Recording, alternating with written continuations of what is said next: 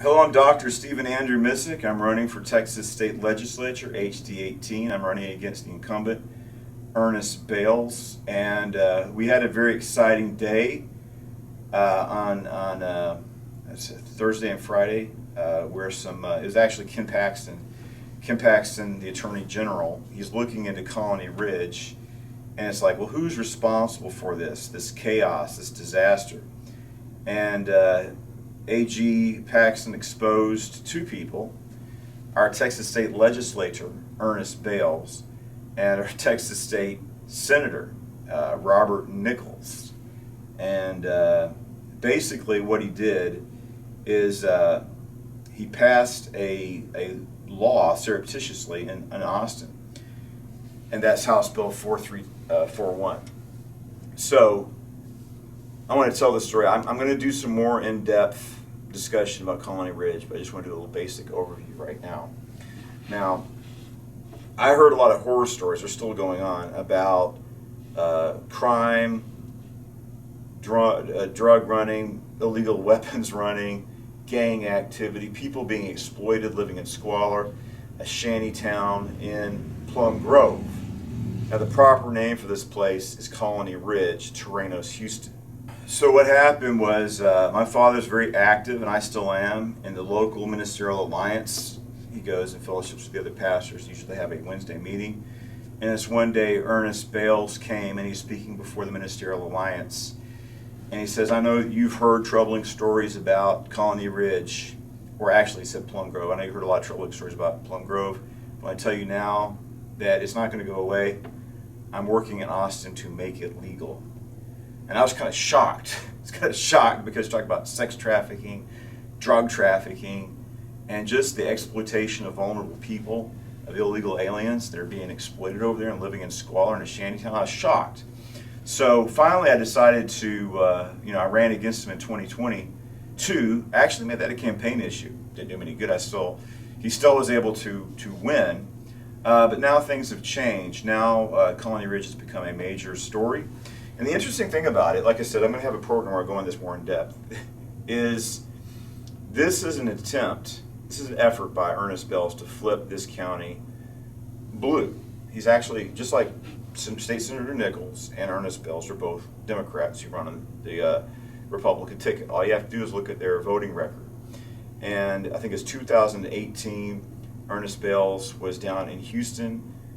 He was in a campaign event for Democrats. There's an effort to flip Texas, to flip Texas from red to blue. So it was a purple fest. Let's make Texas purple.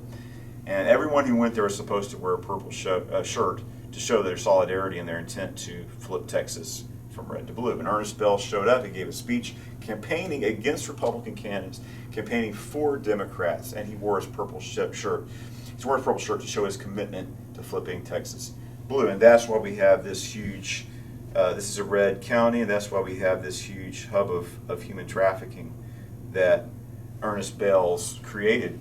And I was thinking, I'm going to win. And it's like, well, I was kind of wondering. It's like, okay, I'm going to win this election. I'm going to be in Austin. It's like, what mischief has Ernest Bales been up to? When he talked to the pastor's ministerial alliance meeting, what was he talking about? So, Attorney General Ken Paxton found out that it was House Bill 4341. I'm going to go into more detail later. He snuck it in as something called local and uncontested bills. Oh, it's just local legislation, uncontested. It's no big deal. It was a big deal. So it wasn't really even up for debate. They just went through the motions of ratifying this and passing the law without people knowing what's going on. And he was open about it. He told the Ministerial Alliance meeting, but of course he's been paying off pastors for some time now. I was kind of thinking about this, like, man, this guy's ungodly. Why are the local pastors supporting him when he's hurting our community? And you realize that he's given them probably tens of thousands of dollars. But I think he's in trouble. I don't think he's going to be reelected. And I believe I have a good chance for getting there, and I intend to do it. So basically what HB 4341 is, I'm going to go into, I'll be more accurate, but basically he's giving this huge area to his friend and hunting buddy, Trey Harris, to create his own fiefdom, the fiefdom of Colony Ridge of Trey Harris. Trey Harris is basically through this legislation has been bequeathed the role of the Lord of Liberty County to do whatever the heck he wants to do. So I want to read this section. This report's from the Texas Scorecard. And then, like I said, I'm going to go into this more in depth later. The legislation to which Paxton refers is HB 4341 from 2017. Bale's measure was placed before the House Speaker Joe Strauss, Republican of San Antonio, in the Local and Consent Committee, ostensibly for non-controversial legislation with no statewide impact. This is going to have a national, Colony Ridge is going to have national impact. The measure was moved with a batch of more than 100 other pieces of legislation through the process, drawing no specific attention on May 19th, 2017, around the time he's speaking to our, well, there we go, now we know when he did it. Because I wasn't sure exactly what he did. Now, like I said, now we know. The same can be said in the Senate, where less than a week later, the bill was among those considered in the local and contested calendar without debate. They didn't even debate it, they just passed it surreptitiously. So it's really, really bad. And like I said, you can read the article for yourself, and I'm going to go into more in-depth discussion of it in further videos. But it comes down to this: we need to stop Colony Ridge. It needs to be closed down. I'm going to put together a plan, a 10-point plan for shutting down Colony Ridge. It has to be done for the benefit of the victims that live in that area and for the harm this is doing to our community. And Attorney General Paxton had a very strong comment about what happened there. He said, "I am beyond disappointed in Senator Nichols and Representative Bales for apparently working to enrich specific developers, Trey Harris and his family, at enormous expense to the rest of the public, and reducing the quality of life for their own constituents." So, Ernest Bales is a bad person, doesn't really care about, apparently he's enriching himself on this. He doesn't care about the impact, the negative impact it has to our community, or the crime, people dying from overdoses, victims of violence. He doesn't care about that. He wants to enable his friend to make money so he can get his cut. That seems to be the case.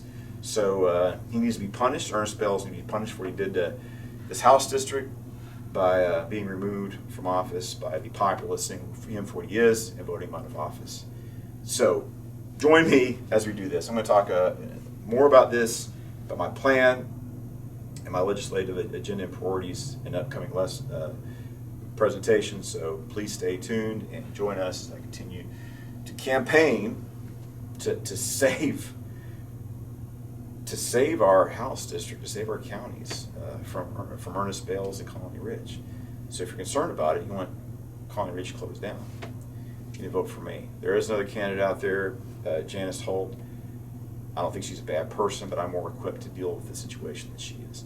So please stay tuned, stay in touch, and keep on following us to learn more about what's going on. I pray that you would help me and give me your vote, because I want to be a servant of the people and help this community, which I have lived in for decades and I care deeply about. So thank you, and God bless you.